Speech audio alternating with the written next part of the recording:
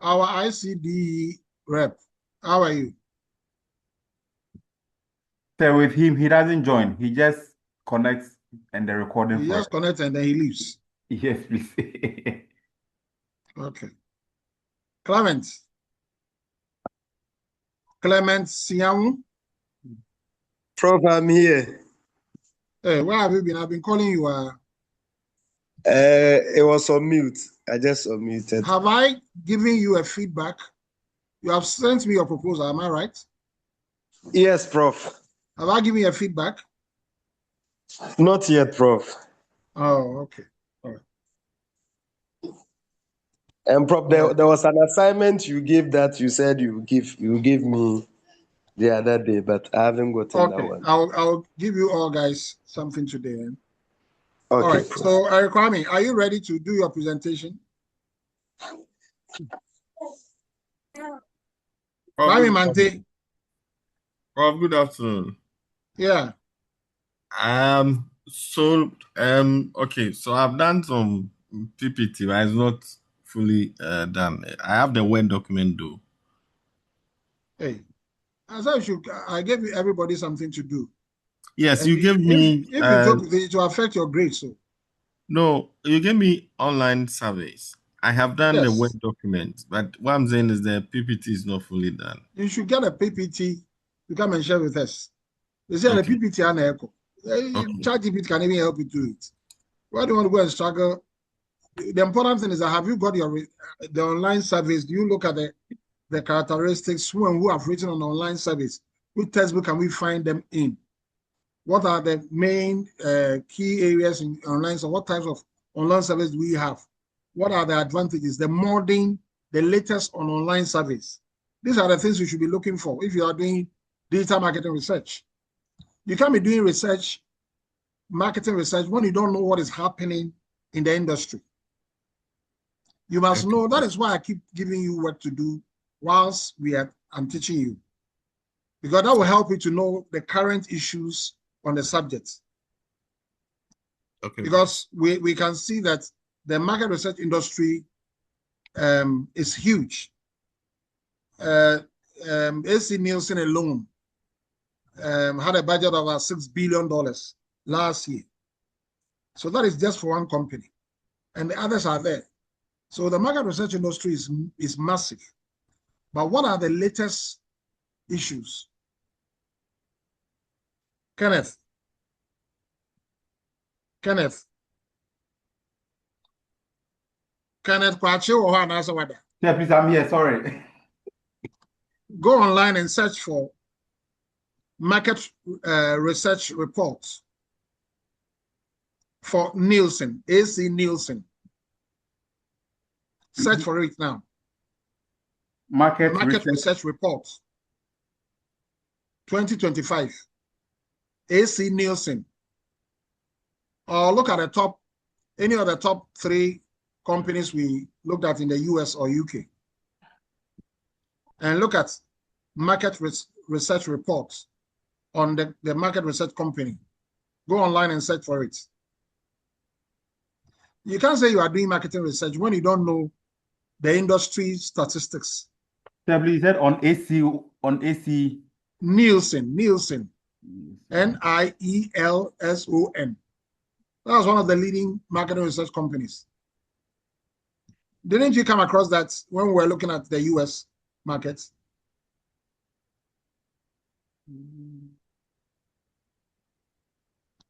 Mr. Warden, do you remember that?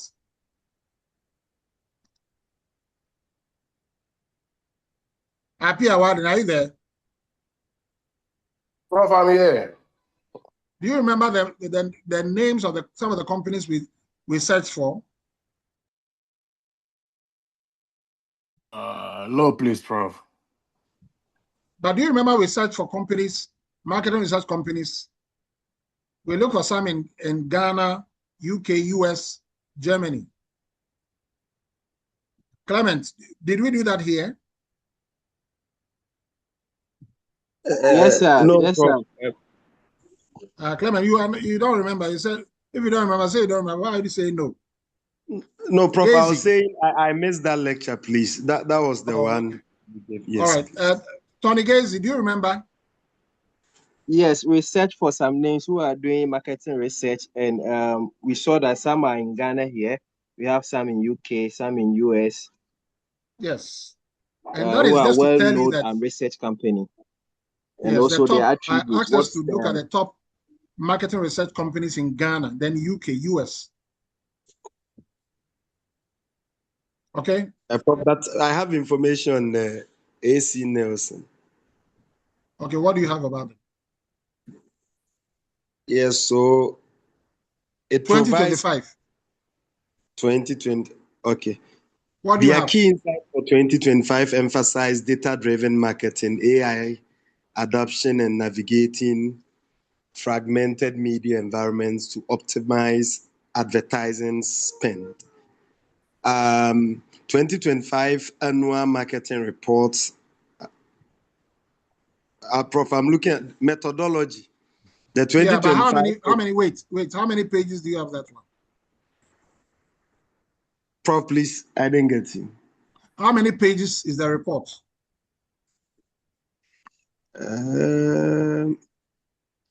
So there's the summary of it. So how many pages, Clement? I thought you Prof, have downloaded it's a PDF. No, Prof. So I'm reading the summary from Google. No, but I thought you should have a PDF document, the report. Okay. Your assignment is to look at. Okay, I haven't given you an assignment, so this becomes your assignment now. Look at AC Nielsen reports and come and share with us what the key issues in the report, and then look at, come and share with us do SWOT analysis on the report. Do you understand the SWOT analysis? Yes, Clement. Prof. I do. Yes, Prof. So go to AC Nielsen, look at their report, the latest report, weakness. and look at the do or SWOT on their report. Come and tell us what they are their key strengths, what are their key weaknesses, what are their threats and opportunities, industry statistics. Give us maybe about 10 to 15 PowerPoints on their report. That is your assignment. Okay, Prof. So, Prof, this is for 2025. Yes. Okay. Do you have 2024? Let's go for 2025. Okay. Happy Awarden, are you there? Prof, please, I'm here. Go to Germany. Look at the top marketing research companies in Germany. Look at the number one. It's GfK. GfK. Search and do something similar to what Clement is doing. Look at their report and come and tell us what are their key strengths and weaknesses, opportunity and threats. Do PowerPoints on it and come and present it. I'm going to score you guys on that. Okay, Prof. So Clement is looking at AC Nielsen, which is number one in the US. And then JFK, I think it's JFK, there's a name for it.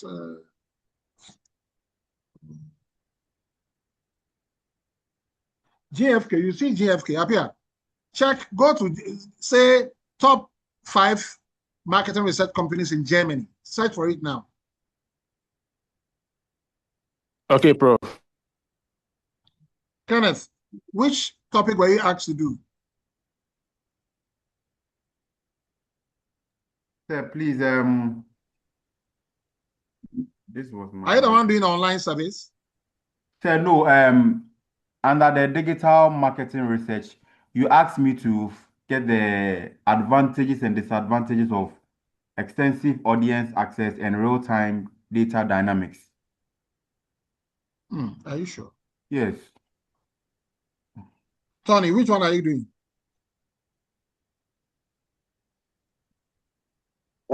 Sir, SEO, search engine optimization.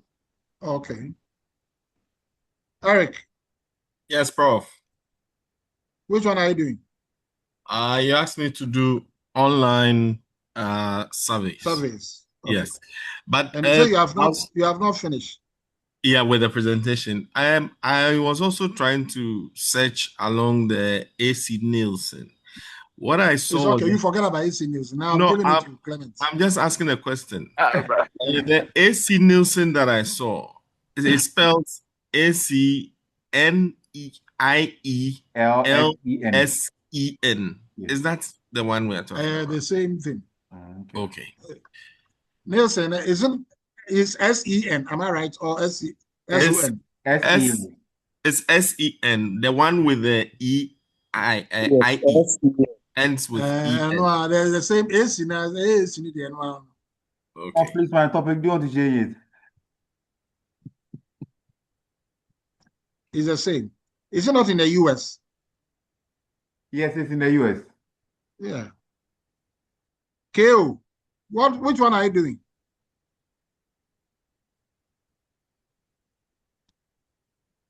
KO. Lord. Prof, What topic were you asked to do? Social media listening.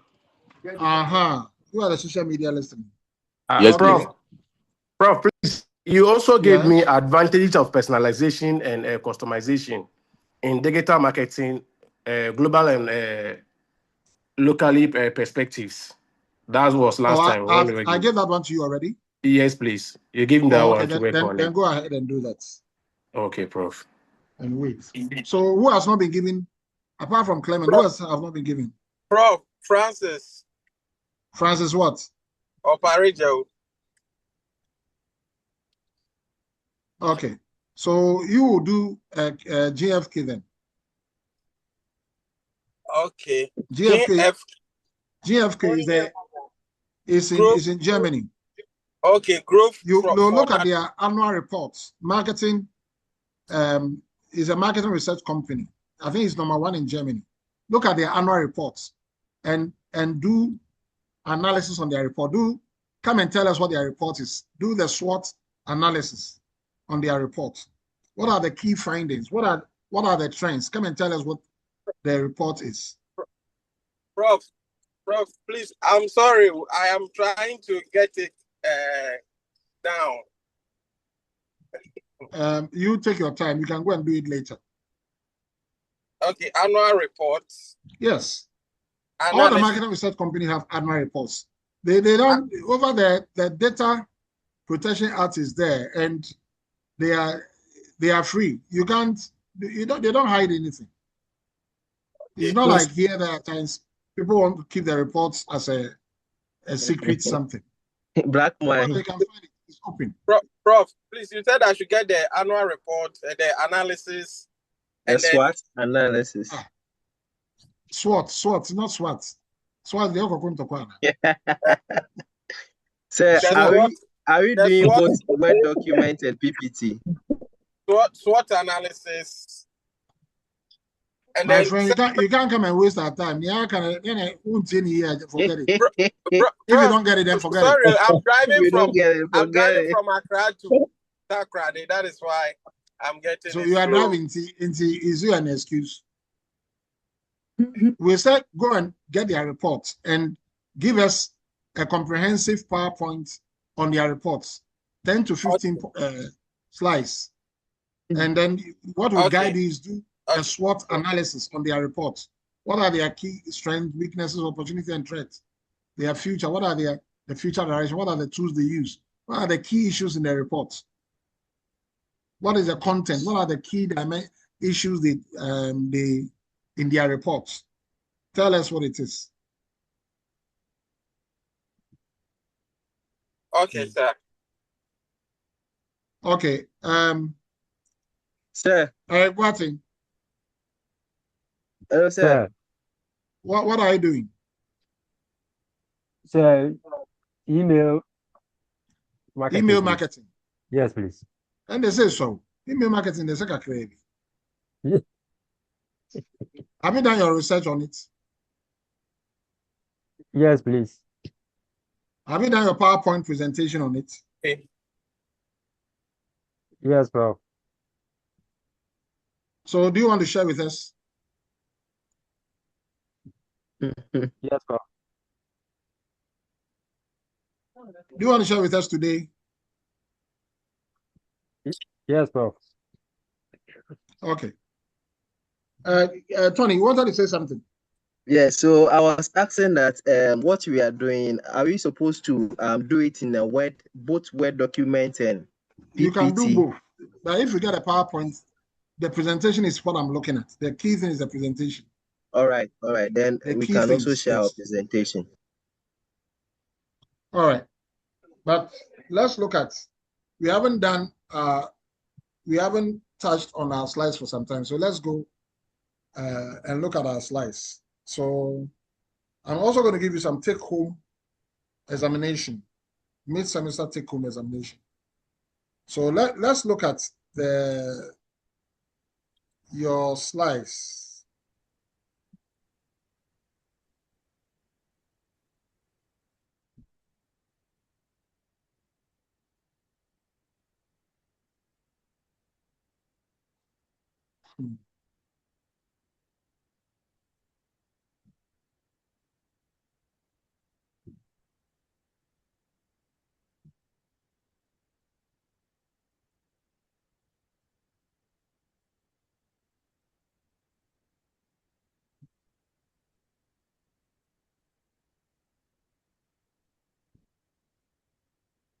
What slide number did we get to the last time we met?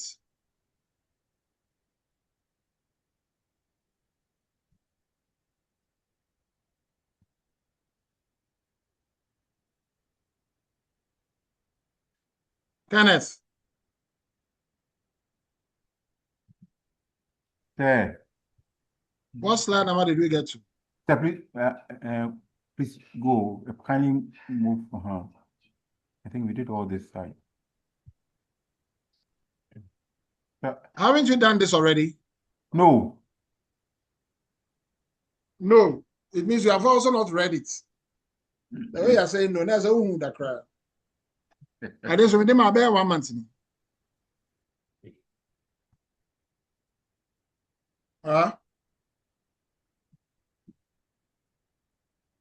Traditional marketing research and digital marketing research. Haven't you done a comparison already? Yeah.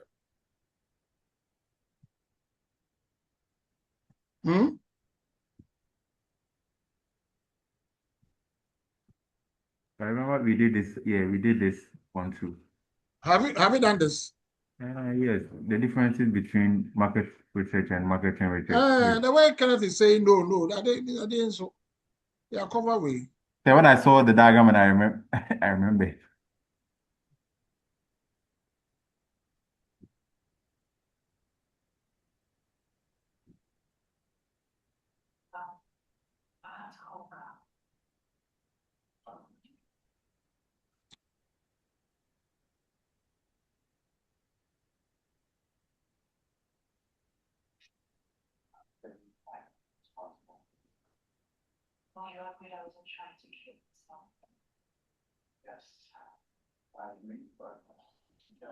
Okay, so I'll touch on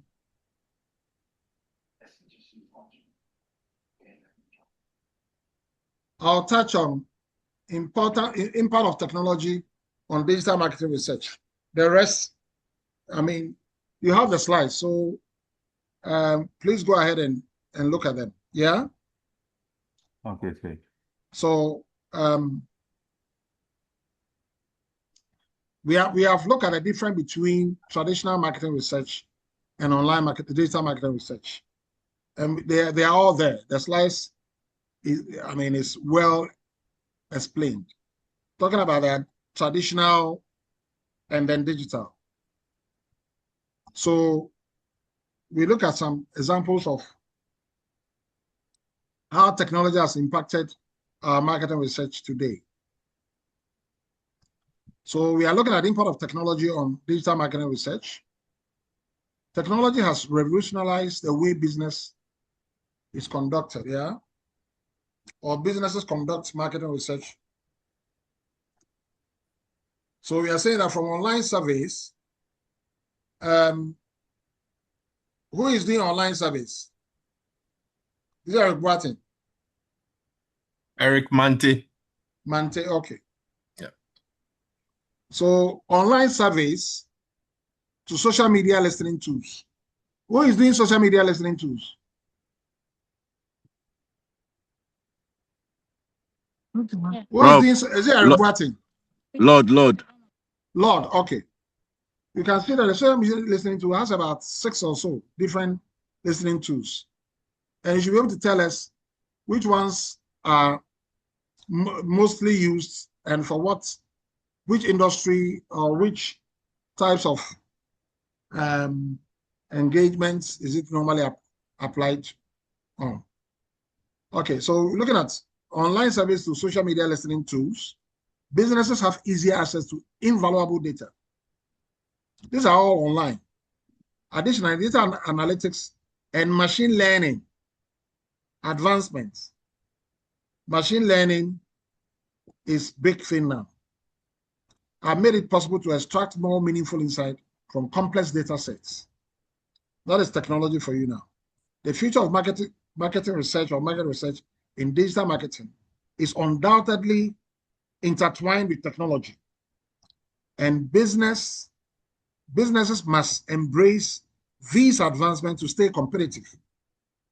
Now, market research is core to digital marketing strategies.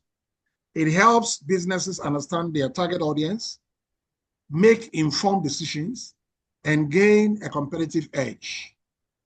By conducting research effectively and addressing common challenges, organizations can harness the power of market research to drive success in the digital marketing landscape. As technology continues to shape the field, embracing emerging trends and leveraging technology will be crucial for organizations to remain ahead in the ever-evolving digital marketing arena.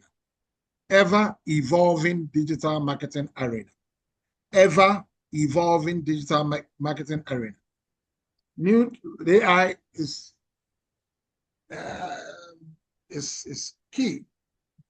New things are coming. New AI tools are being developed. So I don't know whether something else will come apart from AI. I don't know, but that's what we are talking about. So digital market research describes the analysis and evaluation of information that is gained on and from the World Wide Web, WWW. It is accomplished using digital data processing, which ranges from manual analysis of data set to artificial intelligence. Okay, so we are just saying that, you know, we differentiated between market research and marketing research. And we said market research is normally specific to a situation that a company is facing. So now you have to look at a situation that a company is facing and look at the competitors, look at the issues that a company is facing, and bring data on the challenges that a company is facing, what companies are doing, competitors' offerings, and based on that, you can advise. You see, so that is the digital market research. So you are gathering information using artificial intelligence to address the issue that your organization or the company that have asked you to do the research is facing. Okay. Even the owner of an online shop conducts digital marketing research when he or she evaluates which product sells best. Online shop around, even your corner shop, they are all doing, digital marketing one way or the other. If he knows what those are, okay, what product sells best? If he or she knows, she will go for those ones. If he gets to know that ENAPA products are moving quick, you go, when he goes to the wholesale, he will pick ENAPA products. He can add similar or complementary items to his assortment or her assortment. You don't have any lady in your class, eh? We have one lady. What's the name? Fafa. Huh? My name is Papa. Sweet Hey, Fafa. Fafa. Sweet Papa. Fafa. And I remember you. But you came in late. Yeah, I did genus. So, I Fafa, did genus. what have you been asked to do? Sir, you asked that I research on Inside Africa. I sent them a mail to ask why they are robust. Have they responded? They didn't respond, but I went online to do some checks about them, so I have some information. Is that all I asked you to do? And then you also asked me to research on content marketing. Content marketing, you just read. You are supposed to present a complete research PowerPoint presentation on that. So note it. Okay. Quarter next week, all of you should get it ready. All right. Anyway, similarly, the assessment of customer support requests is also a form of digital market research. So when you ask customers to tell you what they want, now we have even asking customers to help us to co-create. We call it co-creation, where you bring customers to tell you what they want and how they want it to be done for them. Okay?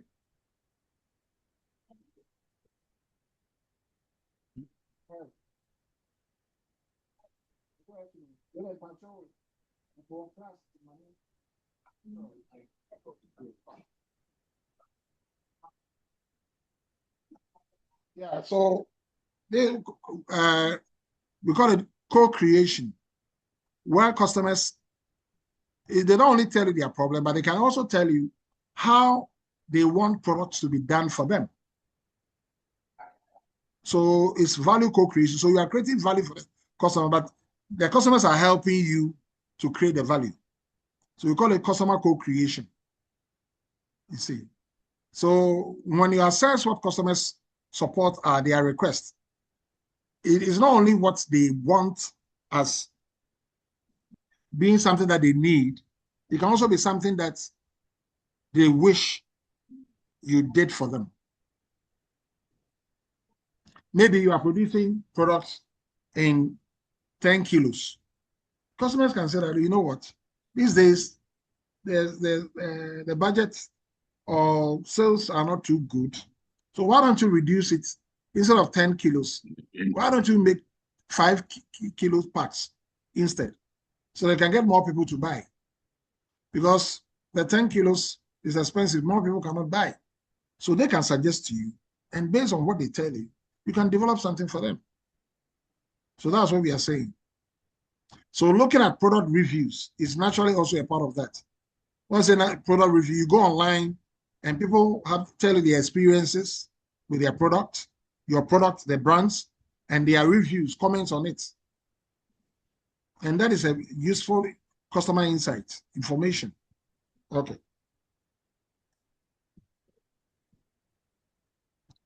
Large scale digital marketing research. When we say large scale, companies like Google and Co., Facebook and Google are constantly doing digital marketing on a truly grand scale. They do everything to capture the preferences and needs of their users. Then they create an advertising profile that is perfectly suited to him or her, that is a customer. To do that, they rely on diverse algorithms, which they are always refining, as well as user tracking, and of course, artificial intelligence or machine learning. Now, machine learning, large scale digital, machine learning specifically has enormously advanced AI in the last few years. It involves a method by which software and algorithm is fed with training data. Based on this information, the software independently detects certain regularities or patterns in the training data.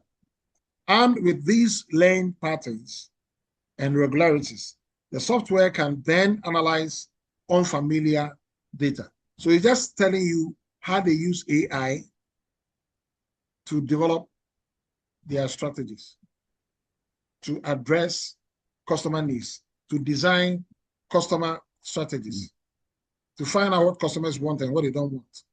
Based on the patterns that the customer behavior is showing, they can develop something specific for the customer.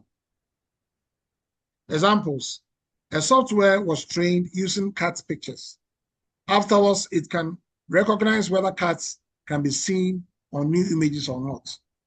AI is also now capable of not only searching for keywords in a text, but also delving deeper into it. It comprehends, at least in a rudimentary way, what the article, post, or comment is about. So if you put a published article onto a platform, AI can tell you the words for the common words in that article, the keywords in those articles. You know, when you pick articles, some of the abstract have what we call keywords. So keywords are the main items that were investigated in the article. See, so AI can search and tell you this article, maybe it's about 20 pages. It can tell you what the article is about. What were the aims and objectives? What were the research questions that were, and then the methodology that was used, the summaries, the findings, it can summarize the whole thing for you. And that makes your work easier. Instead of going to read about 20 pages, you can read maybe about 5, which is a summary. Of course, it has its advantages and disadvantages, but we are talking about softwares using AI to search for keywords in a text. The results of this are practically unlimited possibilities for digital marketing research or market research. In this way, forum articles, posts, and comments on social media, in blogs, and even images and videos can be entirely automatically scrutinized for content. Any comment on this?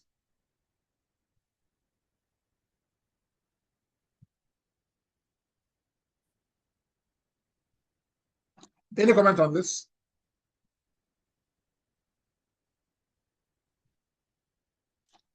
Right, let's move on. We are saying that what are the most important goals for traditional digital marketing research or even normal digital marketing research? Traditional marketing research and digital marketing research, their objectives should be the same. Their goals should be the same. Here we primarily have goals which traditional marketing research also has. Digital marketing research has goals that traditional marketing research also has. Improving customer acquisition. These are the key things that they look for. Customer retention. And then capturing needs and wants and preferences. Okay? So the focus of doing your marketing research is to know what customers want, how to acquire new customers, and how to retain them, how to find what they want and what they don't want, what their needs are, capture their needs, get customer insights, and then go ahead and develop your strategies. Yeah. Important goals of digital marketing research, like I said, is the same as that of traditional marketing research, of course. The difference is that here you are using the digital space to enhance your strategies. Okay, so keeping an eye on trends and then tendencies. So if you use digital marketing research, because your customers are always online, you're able to keep trends. You're able to know what trends, behavioral trends of your customers, what they like and what they don't like, what they are engaging themselves in and what they love, and what is affecting their behavior. You identify new target audiences because it's real time. So you can see how many customers have visited your site and what they engaged in on the site, the various pages. Which one did they stay? Which one did they visit? Which one did they visit? And even those they visited, how long did they stay? Okay, and how often did they come back? These are all things you can capture online straight away.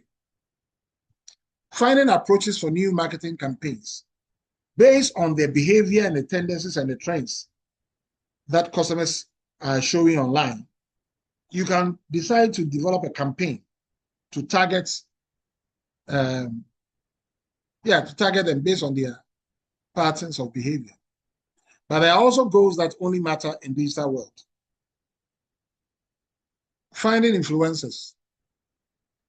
Data marketing research allows influencers who fit with your own product portfolio or marketing strategy to be located.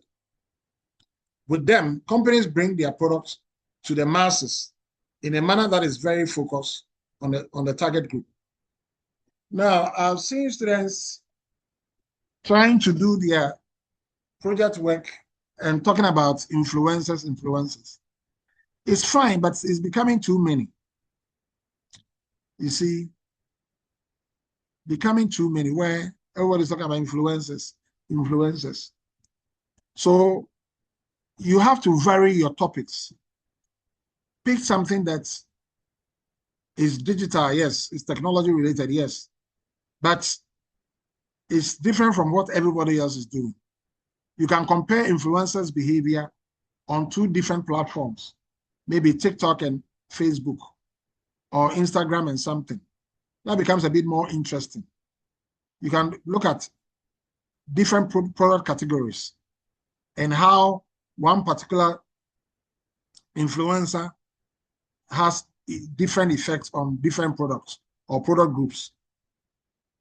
That is a bit more interesting than just saying you want to see how influencers affect consumer behavior. Just that. If you can add some comparative perspective to it, it makes your work more interesting. I hope you are getting what I'm saying, yeah? Then we have usability tests. Usability tests of websites or apps also take place via digital marketing research. Only thanks to end users are there enough different end devices, PCs in various configurations with assorted software, Macs, smartphones, tablets, etc. So here we are looking at where people test as websites. We give people the opportunity to test, go on our websites and test our various websites, applications and information, and see and make comments on the user friendliness, the speed, and all those items that our website seems to project. So that is what we call usability test. Moreover, very different use scenarios and reactions are included that an offline test could never cover completely. We are saying that online behavior of people is more, you can get more information from there than offline. Okay? Not even Microsoft engages large teams with diverse PC systems to test its updates anymore. That now only happens through users, which, however, often leads to problems. So, you have to engage users online. You cannot just ask users to come to your workshop or your area to come and engage, come on online or join PCs to do something. Now, users all over the world can go online at the same time, so their behavior can easily be tracked. Online surveys are often only possible in the world of digital marketing research, like we said, whereby they are extremely similar in composition and structure to the classic subjects on a street survey. However, the group of those surveyed allow itself to be expanded to include all internet users as market research participants, at least theoretically. So we are saying that those who are internet users are potentially market research participants. And that is massive, that is big, because we have millions of, probably billions of internet users. So potentially they are all market research respondents, participants.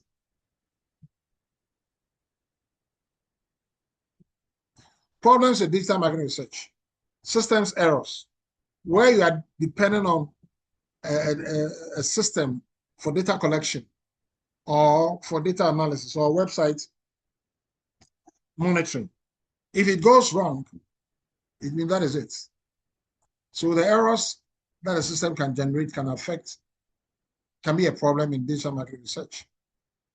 Legal challenges. You know, is a person an AI or is a real person? What are the issues of data protection, data privacy, and all those things? There are legal challenges that one has to deal with. At times, the geographical boundaries, what is happening in Europe or UK, may not apply to Ghana, depending upon the laws. And that can be a challenge if you are imposing or trying to use the same data collection tools, okay, or the same exercise. Like with a systems error, poorly formulated questions, unsuitable task, imprecise definitions or interpretation, mistakes. They do not only affect classic marketing research, but also the digital version. So if your interpretation is poor and your task is not suitable for the person we are talking about, maybe, for example, you ask JHS 3 students some question on, let's say,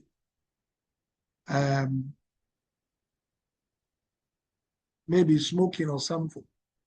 And because they are not legally allowed to taste it and experience it, it becomes an unsuitable task because they don't have the experience to do it.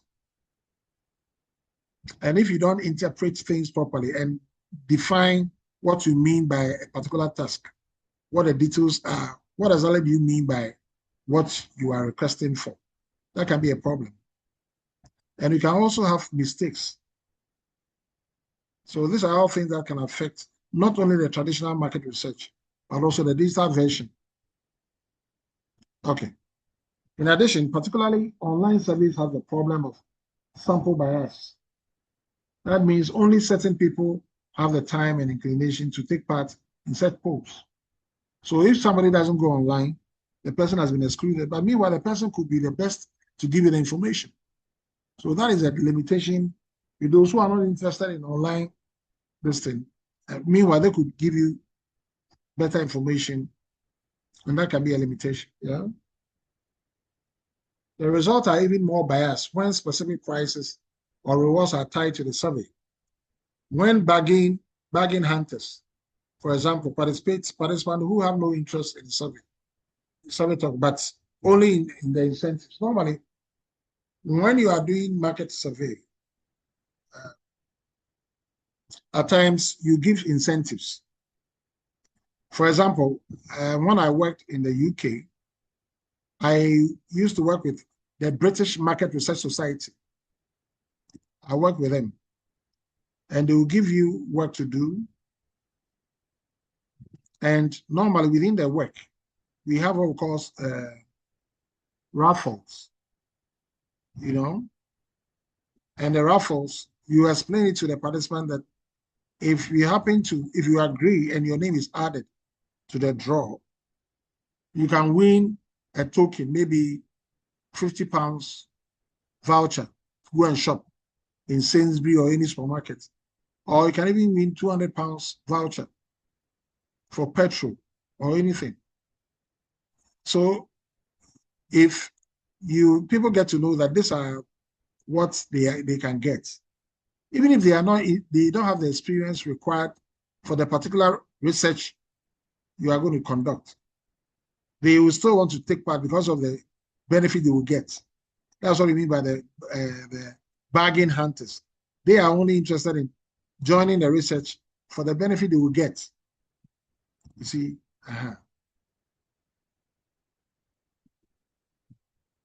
Now, online surveys, 10 most common mistakes and how to avoid them. So we are going to talk about 10 most common mistakes and how to avoid them for online surveys.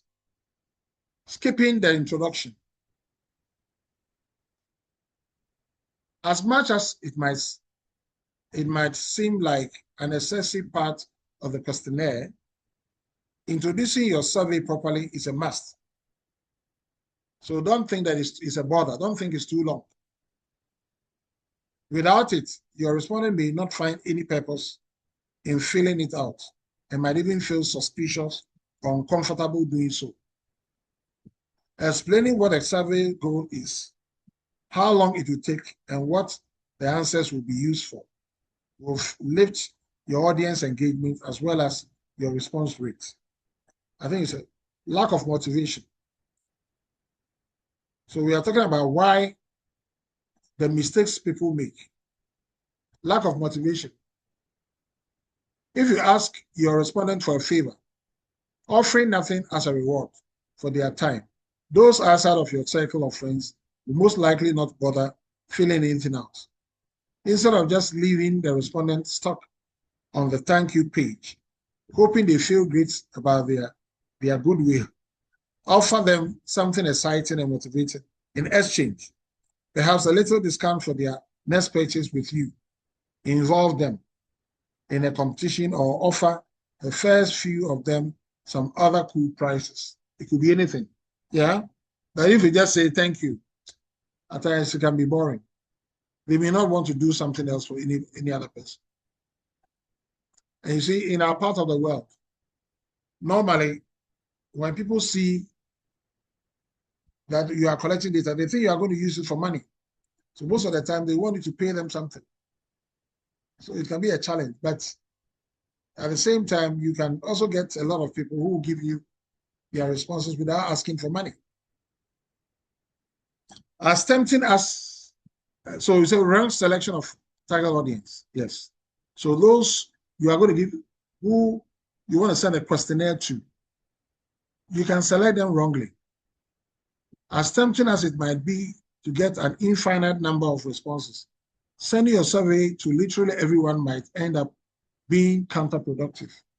So it's not everybody that who can complete or can respond to your surveys appropriately. Sending an irrelevant survey to someone will only confuse and obstruct them and cause a lower response rate. It is crucial to hit a specific audience. So make sure that the audience who are giving the thing to, they are interested in their work. You see, if you bring me something that I'm not interested in, I will not even look at it. So maybe something that I'm interested in, then it will catch my attention and I will look at it. But if not, I will not be excited to do it. So it's not everybody you have to send your work. So wrong selection of audience. Try to find a segment of relevant respondent who can relate to the topic and feel connected to the subject. Example, only those customers who actually made a purchase in your e-shop should evaluate their buyer's experience. And only those who didn't buy anything should be asked why. You see. Wrong selection of question type. Confusing a multiple choice question with a single choice one, or putting star rating where you really need a test answer. All this could lead to your respondent confusion and frustration, resulting in them not finishing your survey. Make sure you understand what kind of data each question type collects. And don't be afraid to do a test, to run it with your colleagues or friends first. So that's what we call piloting. So don't think that you are wasting your time. Do the pilot study. Test the survey, the questionnaire, and see how people understand it before you go and send it to the main data collection respondents. Okay, any question on this? Any question on this so far? I hope you are taking note of them. Unreadable unclear, vague, or incomprehensible questions. When your questions are not, you can't read them well. You are using different font sizes. The print is not clear. The communication, the structure is not good. As soon as you make your respondent clueless about what the object of the question really is, they shall leave. Yes, of course. If I read a question and I don't understand what you're saying, I'll not even bother to ask. I'll just go. Avoid questions that are not specific enough. Using too many unfamiliar terms, ambiguousness, or words of different interpretation.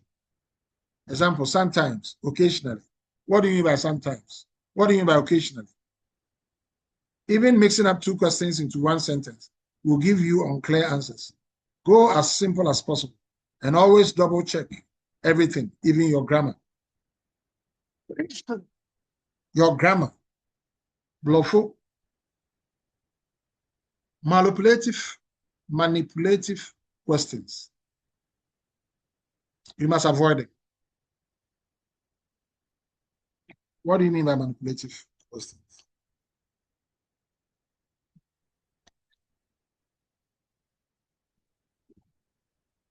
The idea of getting your desired responses sounds fantastic, but then why exactly are you doing the survey in the first place? Why are you doing the survey? Asking your respondent questions that are only offering the answer you want to receive is pointless. Don't be afraid of their real replies and opinions. That is what makes the research valuable. So don't trick them. Don't twist their mind to answer, to tell it what you want to hear. Let it be natural to them. Okay, questions are too personal or unnecessary. Some of the questions are too personal. For example, how many children do you have? If the question, the answers you want is not, you are not going to use that data. Why are you asking? How many girlfriends have you had? How many abortions have you had? Is it really necessary? Is that the subject area? It's too personal. How old are you? And normally we said ladies, we don't ask their age. So you want, now your question is asking so specific. How old is the person? What is the income? How much do you get per month? I mean, some questions, in that case, you can put it a range. You see, maybe a range of $5,000 to $20,000 a month. That is fine. But to say be specific and tell us how much you earn every month. People don't like being asked about things that are generally considered private and will likely not answer them, especially if those are excessive and make no point in the questionnaire. Always consider what is reasonable to ask and what makes sense for your context. Imagine yourself as a respondent first. So if you imagine yourself as a respondent, there are certain things you will not want to be asked. Okay, let me pause here and ask and get some comment from you. Have you had any experience on all these things you have mentioned? Manipulative questions, unclear, vague, unreadable, incomprehensible questions, wrong selection of question type, wrong selection of target audience, wrong selection of target audience, lack of motivation, skipping the introduction. Have you had any experience like that? Anybody?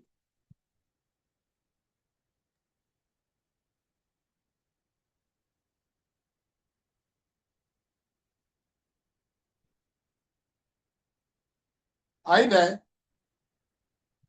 Prof, yes. I have been part of a research process before, and while we're trying to do it, I mean, these were the preliminary stages where we had to allow all kinds of questions in the design of the instruments.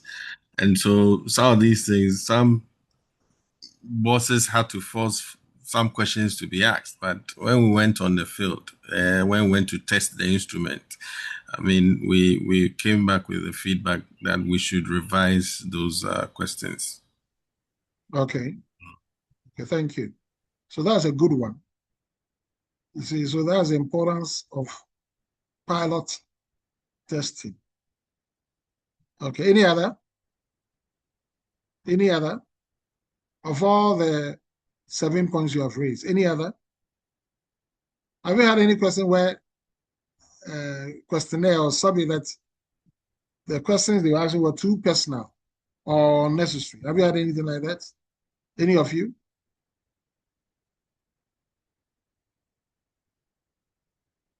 Okay. Let's move on. Wrong settings of options. If there isn't enough possible answer options or vice versa, too many choices, the respondent is unable to answer properly. Also, if the questionnaire contains too many open-ended questions, the respondent gets tired of taking it too long, taking too long, and might abandon your survey before finishing it. Pay attention to what is necessary to include in the choices, whether it really includes all it should and is varied enough. So just avoid certain questions that are too long, because your respondent will not be able to answer. They will be bored. Some of them can even get angry. Why asking so many questions? The questionnaire has too many questions. That's mistake number 9. There is one thing we can always be sure of. Our respondents don't want to waste half of their day answering your survey. That's true. Make sure it is as concise as possible by getting rid of questions that aren't essential, or by dividing a long survey into fewer shorter ones. Use skip logic to only ask your respondent relevant questions. Okay.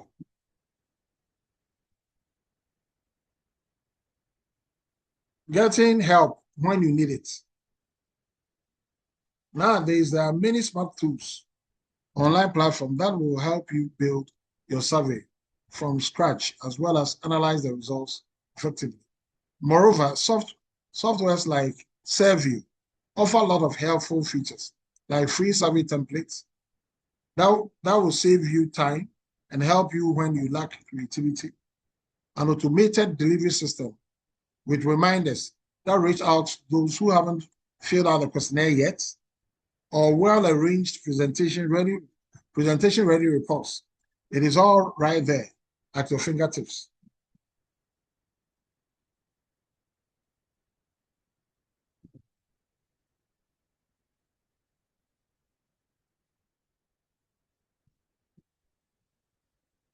So let's look at the legal challenges. There are many areas of the internet in which great legal uncertainty prevails, especially with respect to data privacy and the ever-present General Data Protection Regulation, DSGVO. Anonymizing the data helps here initially. However, studies show that even anonymized data allows inference to be made about individuals, and that again creates legal uncertainty. Do you understand what we are saying here? Anybody can comment on what I've just read?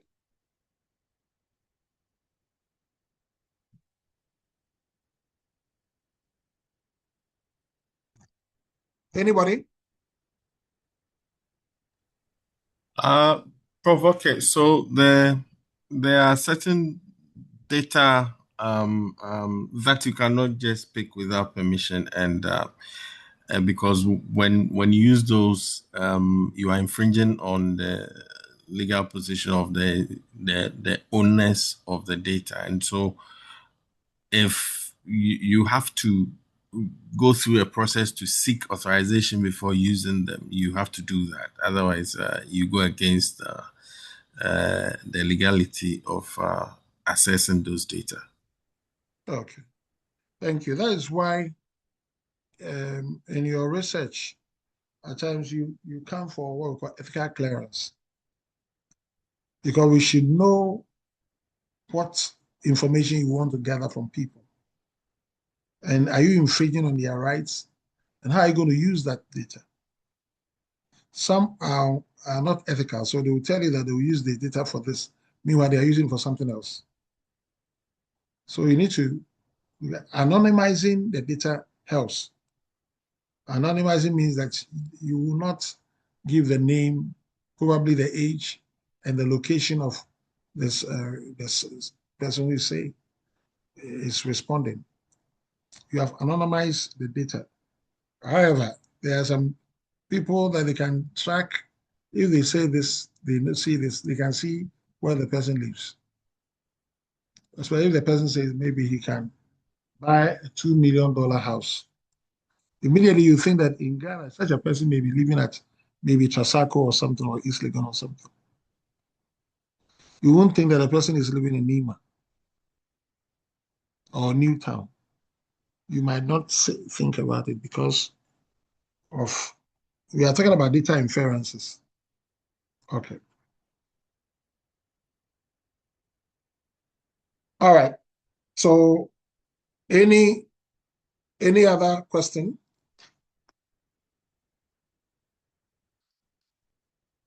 Now let me look at some examples of very good market research. See what market research can do. Yeah, what market research can do. Research on Agatha Christie. Agatha Christie used to be a book series. The author is Agatha Christie.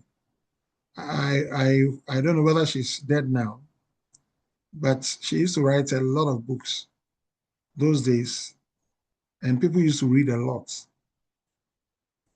HarperCollins found sales of Agatha Christie novels declining in 1985. Now, quantitative and qualitative research was commissioned. Readers liked the niceness of the crimes. Agatha Christie's writings are normally on crimes. Readers like the niceness of the crimes, but covers, the book covers, were gruesome and bloody. Okay, so these were the descriptions. They're looking at the SWOT analysis. Okay, results, new cover designs.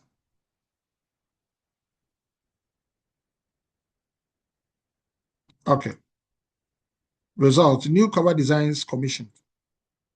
So they saw that the cover of the books were gruesome and bloody. The titles of the book were nice. So because of that, they developed a new cover and they designed it. And in the first year, sales rose by 40%. Can you imagine? After doing these changes, sales increased by 40%. So you can see the power of market research. Okay, so now let's come. What is a good research? The following standards of scientific methods. Following the standard of the scientific methods, we will say that a good market research is the one that is, the purpose is clearly defined. Research process is detailed. Research design thoroughly planned. Limitations frankly revealed or stated, and then high ethical standards applied. Any question on this? Okay.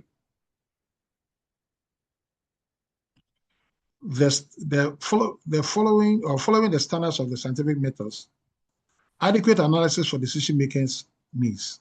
So when you are doing any research, you have to find out those who are going to use the results. How is it going to help them in make their decisions? So you should bring it said that the people will understand and appreciate your report. Don't use your jargons. What you are using in your industry, the terms that you are familiar with, the people who are going to use it may not be familiar with your terms. So you must pick the right language so that the decision makers can appreciate what you are saying. You may have a very good finding, research outcome, but the users may not like it because of the way it was communicated. Findings presented unambiguously. You should be able to present the findings without free or favor. Now, conclusions, when you are saying that is therefore what the research has done for the firm, what is the conclusion? You should be able to tell us. Okay? Yes. And then researchers' experience reflected. So when a person has finished and he has justified his conclusion, now he may come and tell you why he chose this and didn't choose this. You see? All right. Spending on market research by sector in the UK, this some years back, is not changing much anyway. But let's see if we can look at current. Okay. Fafa.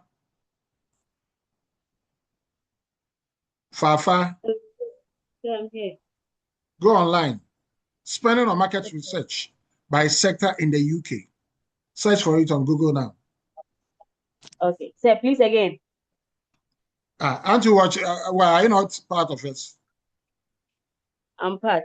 What you just said, I'm only asking that you. But what is I said is on the screen. Okay. You are not watching the screen. Hey, Fafa. All right, sir. Sweet Fafa. Spending on market research by sector in the UK. And type put into bracket 2025.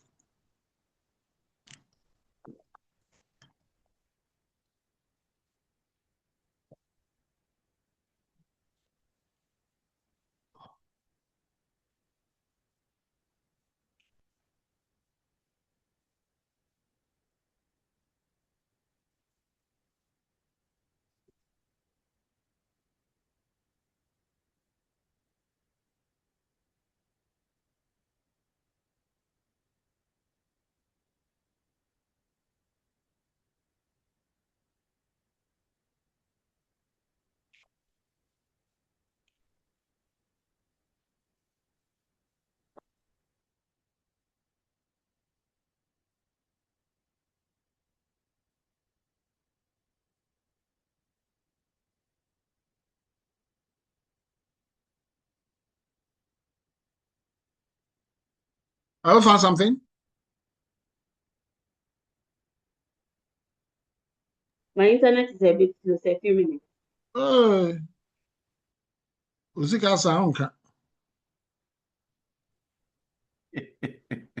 Ken,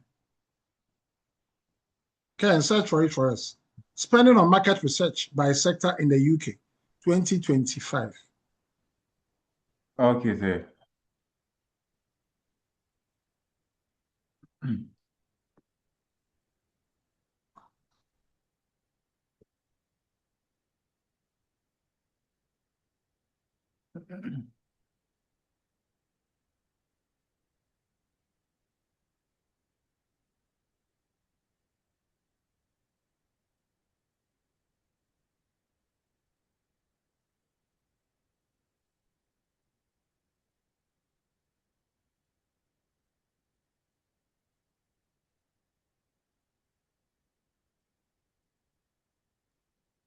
Sir, please, I found something.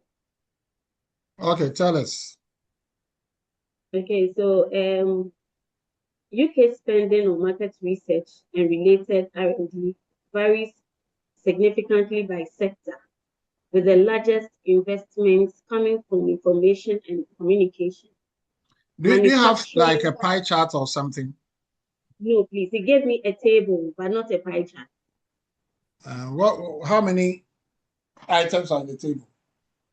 4, 6, 9. What are the percentages? Okay, for information and communication, it gave me 12.5 billion. And then the notes are heavy focus on digital innovation, consumes data analytics, and AI-driven. The next is manufacturing. What is the percentage? No, please, they didn't give me percentage. But they give percent for the first one. No, please, he gave me, it's rather pounds, 12.5 billion pounds. That is the estimation. 5 point what? 12.5 billion pounds. Billion. For the estimation. Okay. And manufacturing to what percentage? What value?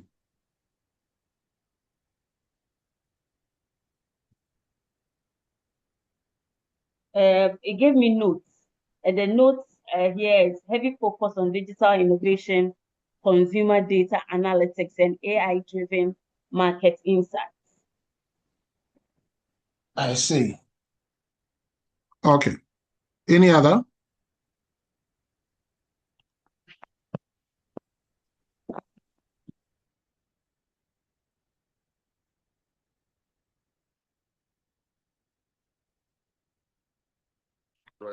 All right. So you can see information, media information has the highest, 12 point something billion pounds.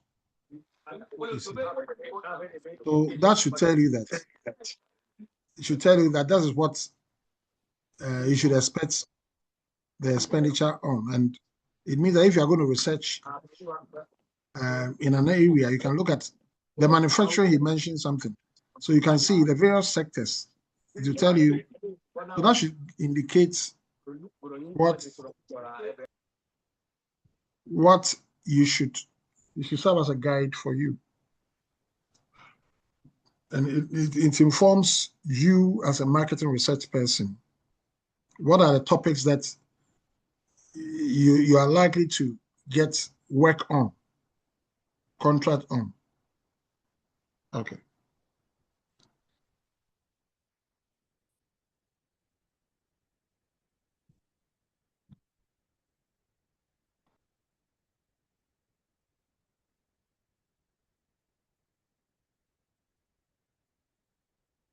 Okay, so here, there's some way back. If I could remember, but it's way back anyway. I think it's 19 something. Let me see if, let me see.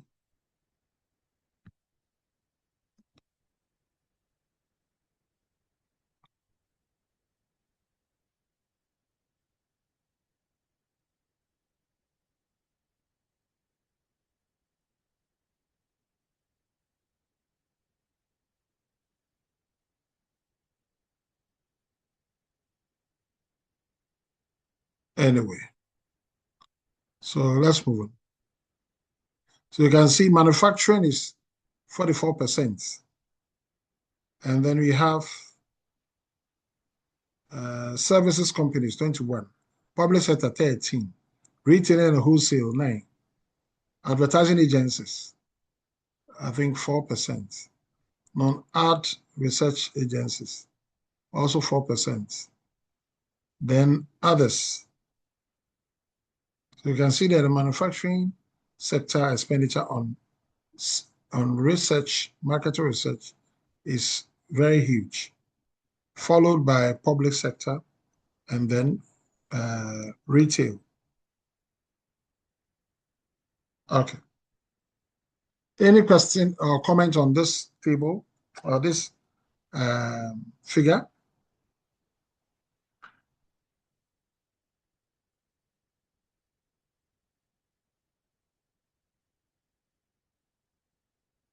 Okay.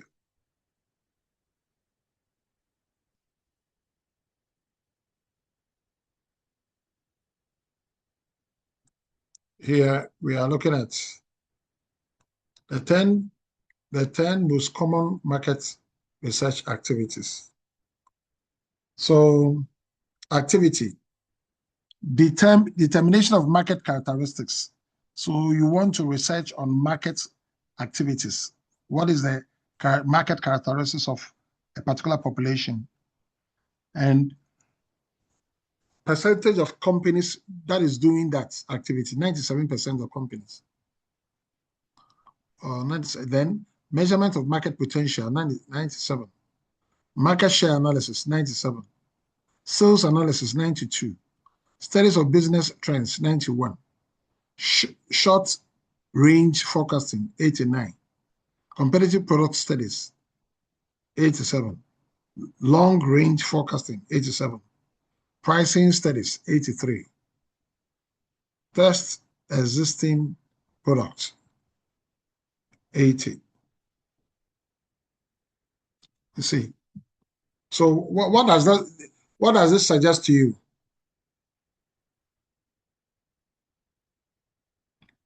Yeah? Any comments? Any observation? Prof, that doesn't mean there's a lot of money being invested in research. I think so. Is that telling you that the companies, what the companies research on? They research on market characteristics. So if you are a researcher, you are submitting a proposal, these are the things you should submit for them to consider you to do the research for them. You say you want to do market characteristics of their product, you want to look at the market potential for their product, you want to look at market analysis, share analysis. This company and other companies, what are they doing in terms of the analysis? Find their sales. You can even look at sales and advertising. So, I mean, studies of business trends. So these are the things you can submit and say that, look, these are the key things that I think you should be familiar with. Or other than that, they can tell you that, look, I want to do something on pricing studies. Only that one. Okay? And tell a long range forecasting. What does it mean? And when do you get yourself into that? Okay? Short range forecasting. What does it mean? Studies of business trends. So what does it mean? These ones you can do because it's common knowledge.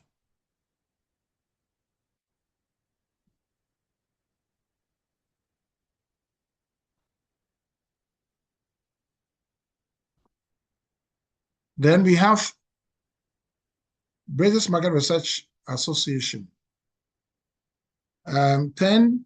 Top 10 market research activities. Market measurement, 18%. New product development, concept testing, 14%. Advertising or brand awareness or monitoring, tracking, 13%. Customer satisfaction, including mystery shopping, 10%. Usage and attitude studies, 7%. Media research and evaluation, 6%.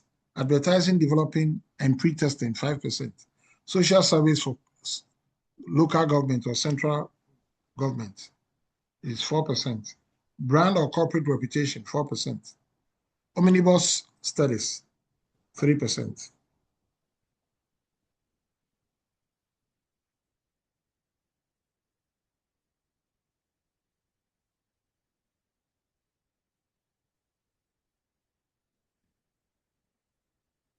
Now, most companies, they have 1 to 2% of company sales. That is the annual total sales they make. And they put 1 to 2% of the sales for research. Okay? So if, for example, this year they did $1 billion, they will look at 1 to 2%. 2% of $2 billion would be how much? Okay, let's just say 1% of $2 billion. I think it's at $20 million. So 2% would be 40 million. So you have to put aside about that amount for your annual research budget. And then 50 to 80% in-house. So of this, the research you normally give out to outsiders or you conduct, 50 to 80% is done inside.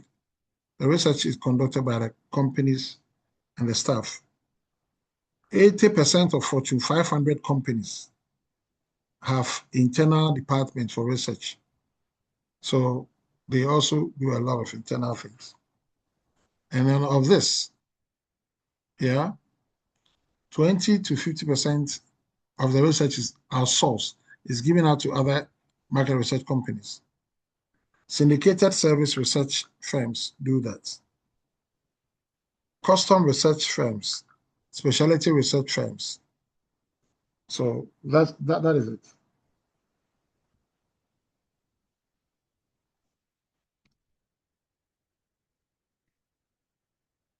Okay, so external market research firms, syndicated service research firms, data gathered periodically from customers and distribution channels, and then sold to clients. AC Nielsen is noted for that. Custom market research firms, hired to carry out specific research projects for clients. The firm conducts the survey, and the results are the property of one client only, Research International. As an example, they can engage you as a researcher. Specialty time research or line research firms, firms providing specialized service to other market research firms. Okay, firms selling field interviewing services. Example, Continental Research. So that can also be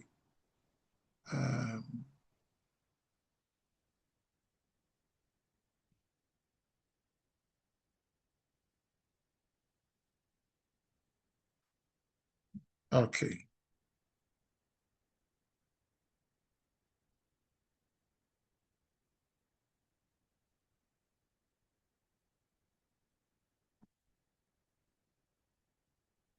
Why conduct market research in new product development? Why? The product must appeal to the consumer first, however widely defined you call it. Timely market research can help you mold product to the consumer's needs or want. Market research tends to point out successes and failures before products are launched. Okay? As a result, it can save you money and time. Okay. All right, so market research is about understanding consumer reactions to the product. Marketing may understand the consumer best, but research and development may well or early on understand the product best. So we'll be looking at some survey tools for research the next time we meet. But there are a lot of survey tools I've given out there. So please go through before we meet the next time. All right, any question? Any question? I'll send you the take-home mid-semester. Okay? And next week, please get yourself ready. Whatever topics we're asked to do, get it ready and then get ready to come and do the presentation. All right. We are done for the day. Thank you very much for coming. And sorry that I couldn't meet you the last time, but I'll try and catch up. Yeah? Okay. What number did we get to? What slide number did we get to? Page 74. 74. Yes. All right. So I've noted it down. Thank you very much. All right, Prof. Have a good afternoon. See you then. Right here. Okay, bye. Thank you, Prof. Thank you too.